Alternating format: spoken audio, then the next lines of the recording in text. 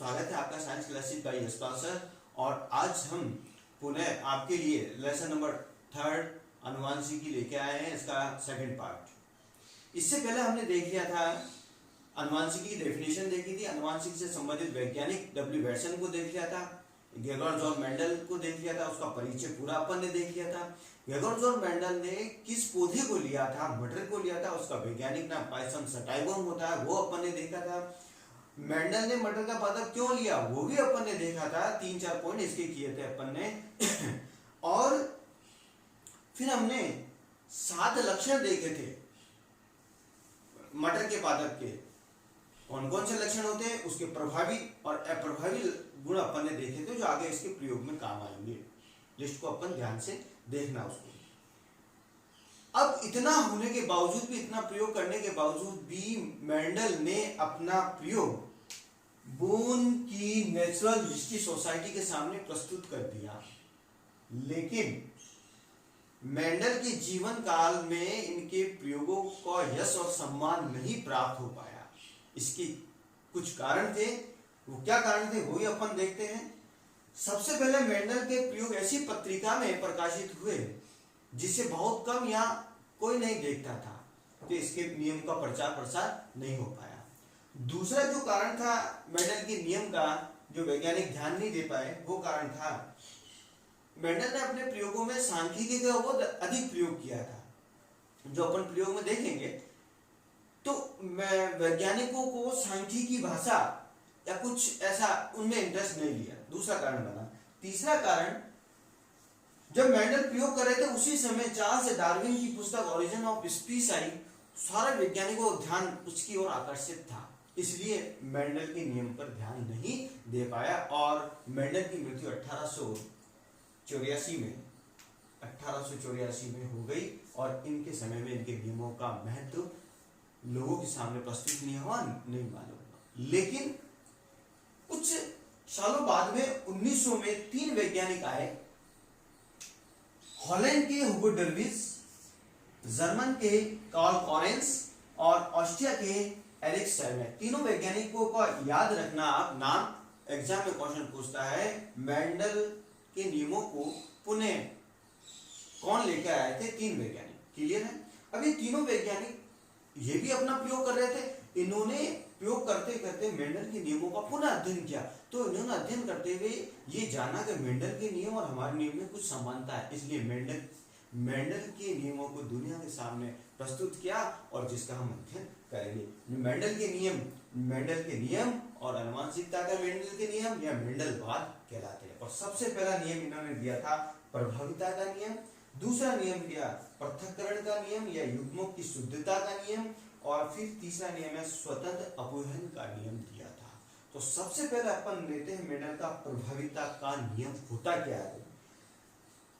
देखिए, इस प्रभाविता का नियम, इन नियम को समझने के लिए मेंडल ने कुछ बताए थे कि एकल संकरण, द्विसंकरण, इन नियमों को बताया। एकल संकरण में ही हम प्रभाविता और पृथक्करण दोनों के नियम को हम अध्ययन कर लेंगे। अब वो साहब एकल संकरण का नियम होता क्या, पहले देखते। देखिए, एकल का मतलब होता एक, मेंडल ने एक लक्षण लिए, एक लक्षण की वंशागति का अध्ययन किया। देखो ध्यान से, अगर एग्जाम आ जाता है एकल संकरण का नियम क्या, तो एकल का मतलब आ जाएगा एक लक्षण, और वो कौन सा लक्षण था? पौधों की लंबाई, पादप की लंबाई का लक्षण इन्होंने लिया। अब पादप की लंबाई का लक्षण तो लिया, इन्होंने एक विपरीत और प्रभावी और अप्रभावी, या फिर इसके विपरीत गुण लिया। अपन ने जो लिस्ट में देखा था वो इससे पहले वाली वीडियो में, उसका एक लक्षण है लंबाई का। इसका जो प्रभावी लक्षण होता है पादप का, वो तो होता है लंबा, और इसको कैपिटल टी से व्यक्त किया। ध्यान रखना इसको कैसे लिखते हैं। और जिसका अप्रभावी होता है बोनापन, इसको स्मॉल टी से व्यक्त किया। क्लियर है? यहां तक समझ में आ रहा है? क्या किया मेंडल ने? नियम दे दिए, तीनों नियम दिए, प्रभाविता, पृथक्करण का नियम, स्वतंत्र अपवहन का नियम। अब इन नियम को समझने के लिए अपन प्रयोग करते हैं और एकल संकरण, द्विसंकरण का प्रयोग। अब एकल संकरण का नियम क्या होता है? जैसे नाम से स्पष्ट है, एकल संकरण का मतलब होता है मेंडल ने पादप के एक लक्षण लिए, और वो कौन सा लक्षण लिया? वो पादप की ऊंचाई का लक्षण लिया, और ऊंचाई में भी एक पादप ने इसके प्रभावी और दूसरा इसके विपरीत गुण लिए, जो कि लिस्ट में अपन देख चुके हैं। अब देखिए, लंबेपन को मेंडल ने कैपिटल टी से व्यक्त किया है, और इसकी जो प्रभावी या सॉरी इसका जो विपरीत, इसको विपरीत बोल सकते हैं, अभी प्रभावी नहीं बोल सकते हैं, तो इसका लंबापन इसको कैपिटल टी से और इसका बोनापन स्मॉल टी से व्यक्त किया। अब देखिए इसको किस तरह से क्रॉस किया, मैं आपको यहाँ पर पुनः बता रहा हूं, इसको आपको समझ में आ जाएगा। टी और स्मॉल टी दोनों को अलग किया इन्होंने, और स्मॉल टी और ये स्मॉल टी, इस कैपिटल टी को इस वाले से, इसके विपरीत गुण वाले से क्रॉस कराया तो टी और स्मॉल टी आया, देखिए ये आ गया, ये आ गया, और इसके बाद इसी को इस बोने के दूसरे संतति से क्रॉस कराया तो small T capital T small T आ गया। इसका दोनों से क्रॉस कराने के बाद में इसको पुनः अपन ने इससे क्रॉस कराया तो टी और स्मॉल टी, ये का यही मैंने यहाँ पे आपको दर्शाया गया है। देखिए टी को दोनों में डिवाइड कर दिया, इसको दोनों में, इसको इन दोनों संतति से क्रॉस कराने पर ये प्राप्त हुए। अब इसको दोनों से क्रॉस कराने के बाद में इसको इन दोनों से पुनः क्रॉस कराया तो ये संतति प्राप्त हुई। तो कहने का मतलब है, इस क्रॉस कराने के बाद में F1 पीढ़ी में हम देखते हैं एक ही संतति प्राप्त हुई, capital T small T capital T small T capital T small T capital T. तो इस F1 पीढ़ी में मेंडल को क्या प्राप्त हुए, सभी लंबे प्राप्त हुए। अब आप सोचेंगे कि सर इसमें तो लंबे और बोने दोनों के लक्षण हैं, तो F1 पीढ़ी में मेंडल ने सभी लंबे पौधे कैसे बता दिए?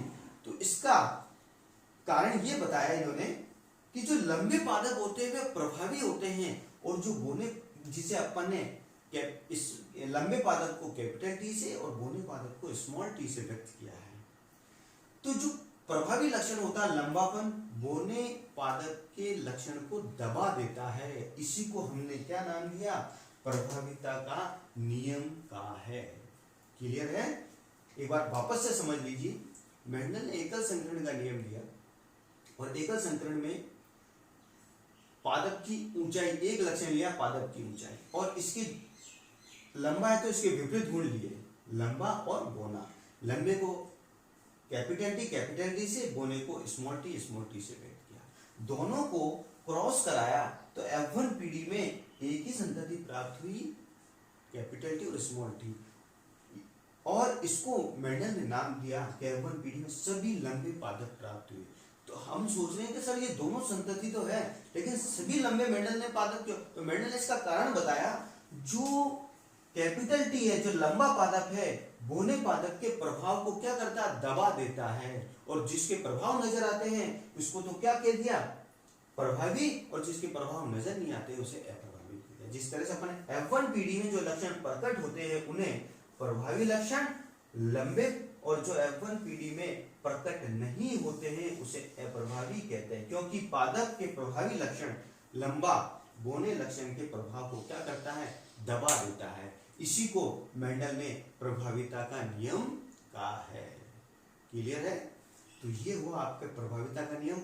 एग्जाम में आता है कि प्रभाविता का क्या नियम है, तो आपको ये बताना पड़ेगा, इसने दो संतति दी, लंबे और बोने, क्रॉस कराकर F1 पीढ़ी में बता देंगे कि सभी लंबे पादप प्राप्त हुए। क्लियर है? अब देखिए F1 पीढ़ी में क्या संतति प्राप्त हुई अपन को, टी, कैपिटल टी और स्मॉल टी, ये F1 पीढ़ी के पादप प्राप्त हो गए, जिसको अपन ने क्या नाम दिया, सभी लंबे। क्लियर है?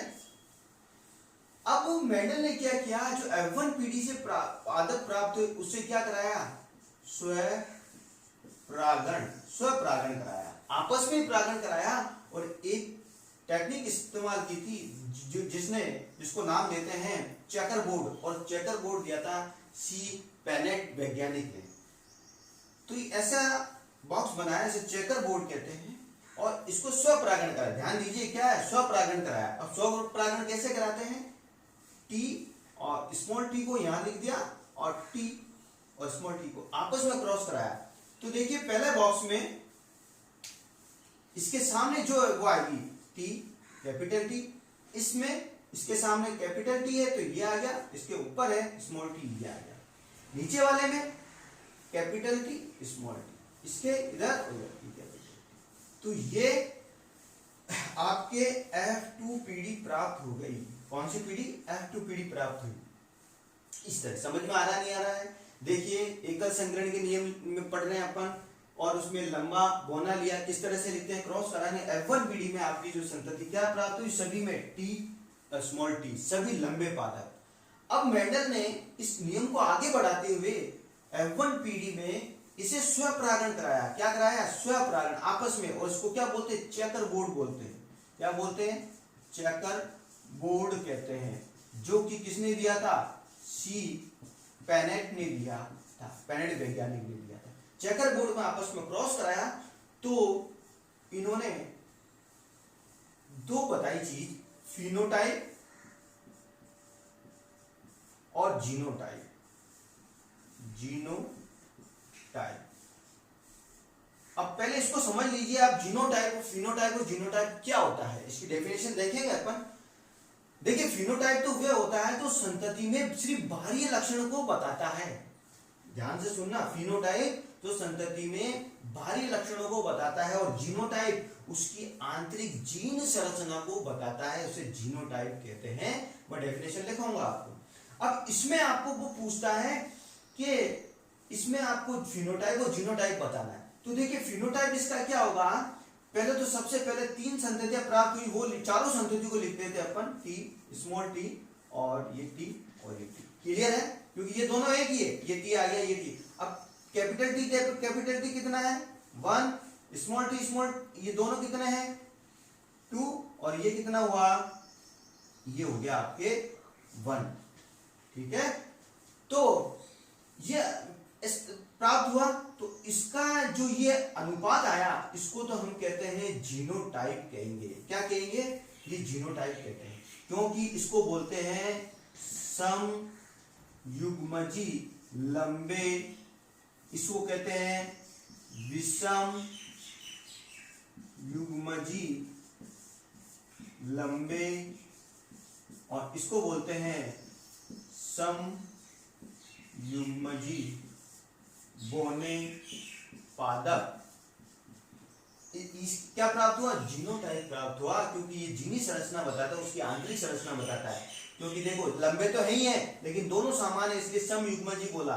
ये लंबे तो है लेकिन दोनों अलग है, ये तो टी है, स्मॉल टी आ गया इसमें, इसलिए इसको क्या बोलते हैं? विषम युग्मजी बोलते हैं। ये बोने हैं और दोनों समान, इसलिए इसको समयुग्मजी बोलते हैं। तो इसका क्या आ गया? ये जीनोटाइप। जीनोटाइप अनुपात क्या आ गया? 1:2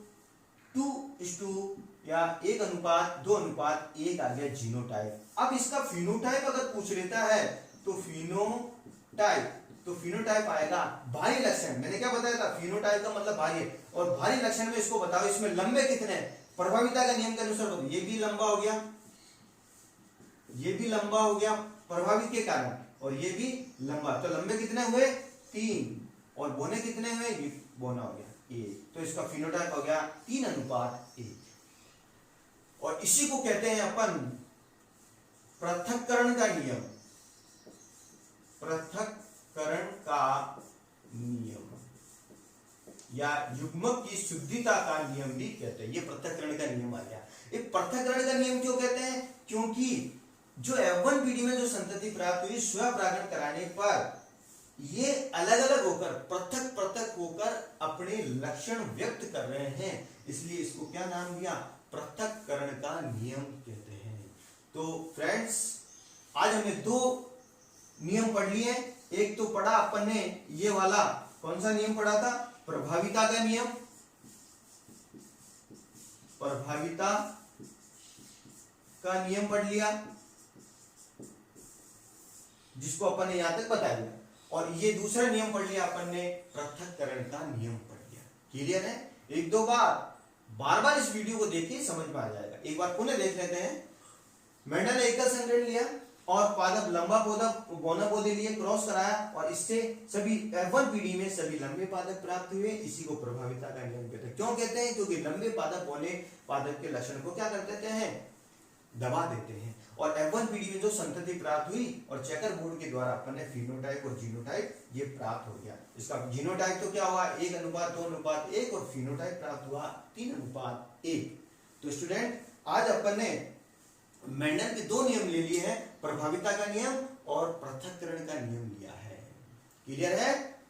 तो आज बार बार देखिए इसको, अपने इस चैनल को सब्सक्राइब कीजिए। नए नए चैनल अपने मैं जो भी नया वीडियो डालता हूं जिससे आपको नोटिफिकेशन मिल जाए। प्लेलिस्ट में जाकर मेरा लेसन नंबर 1, लेसन नंबर 2 देख सकते हैं, कमेंट्स कर सकते हैं। किसी प्रकार की आपको कोई समस्या हो रही है वह कर सकते हैं। अपने दोस्तों को शेयर कीजिए। Okay, thank you very much.